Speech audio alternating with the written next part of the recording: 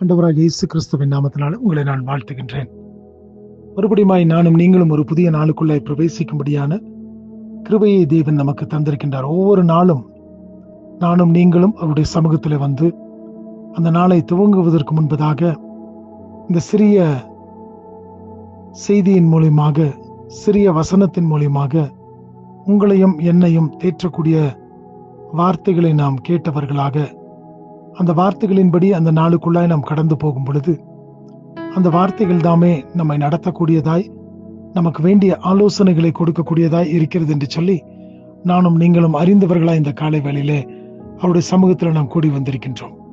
காலையில் என்னை தேடுகிறவர்கள் கண்டடைவார்கள் என்று சொல்லி நாம் வேதத்தில் பார்க்கிறோம்.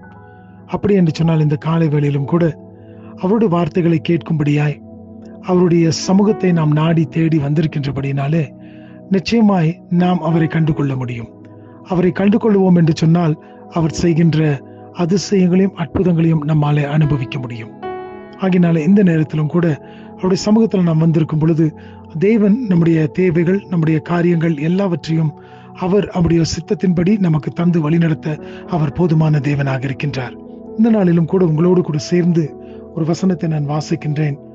மத்தேயு 7வது அதிகாரம் 8வது வசனத்தை நான் வாசிக்கின்றேன். Matthew chapter 7 verse 8. ஏனென்றால் கேட்கிறவன் எவனும் பெற்றுக்கொள்ளுகிறான், தேடுகிறவன் கண்டடைகிறான், தட்டுகிறவனுக்கு திறக்கப்படும். இந்த வசனத்துல நாம் பார்க்கும்